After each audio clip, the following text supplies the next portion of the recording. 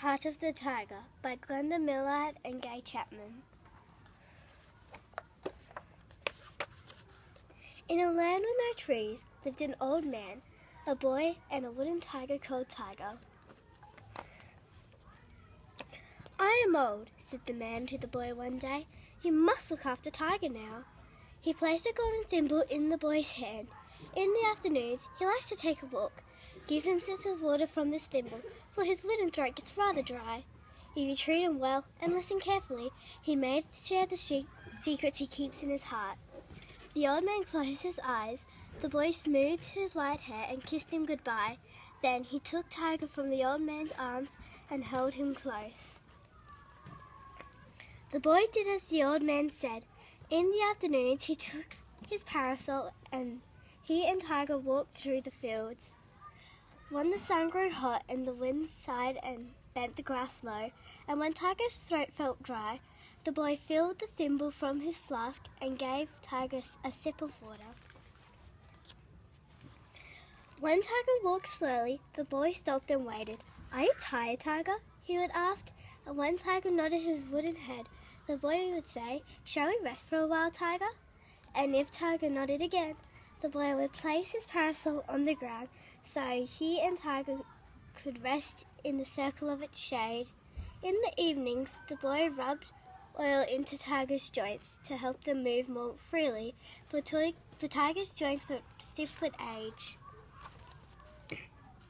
Each day, beneath the parasol, the boy lay with Tiger on his chest. He closed his eyes and felt the vibration of Tiger's splendid voice as he spoke of things that used to be. "Long ago," said Tiger one afternoon, "I was a tree." "The old man spoke of trees," said the boy, remembering. "I am old that is left of the last branch, of the last tree, of the last green forest, in this land of silver grass and blue sky," said Tiger.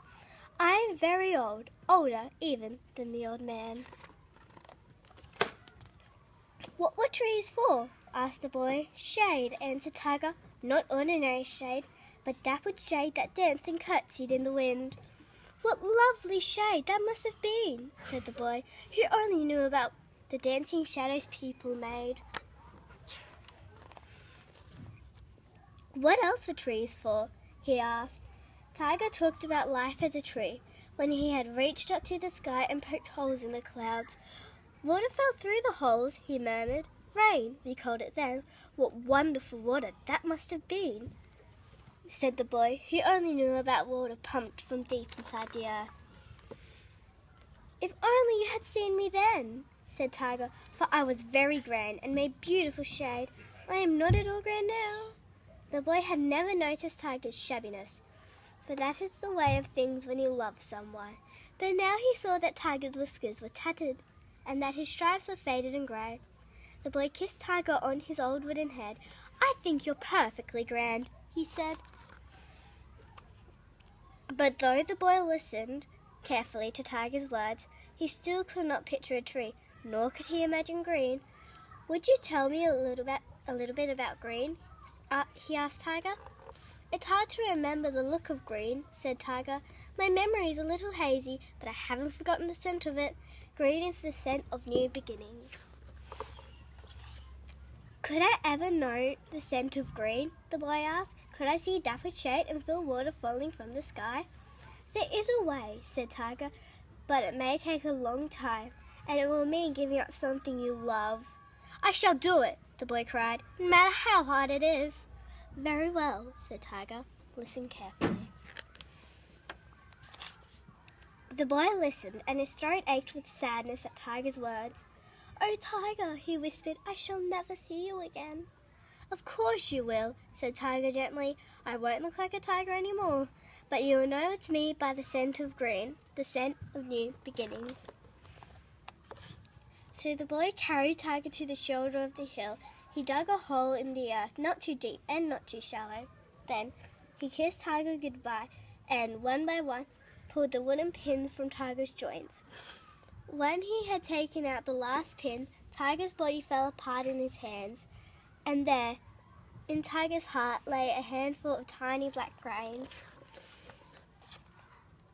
These must be the secrets the old man spoke of," thought the boy. He laid the wooden pieces that once were Tiger side by side in the hole.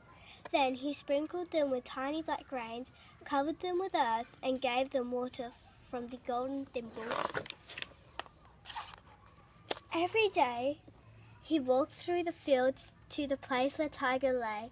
Every day he watered the pile of earth. Every night he dreamed of dappled shade and water falling from the sky. But though he longed to, not once did he dream of the scent of green.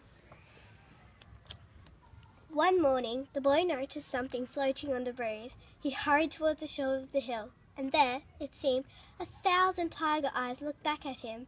But these eyes weren't golden. They were a colour the boy had never seen before. He stroked them with his head, and they felt as silky as the old man's hair. Then he took a deep breath of their sweet, fresh scent, and remembered Tiger's words, "You will know it's me by the scent of green, the scent of new beginnings." And the boy knew that these were the beginning of not one tree, but of many, and that they sprang from the secrets that Tiger had carried in his heart.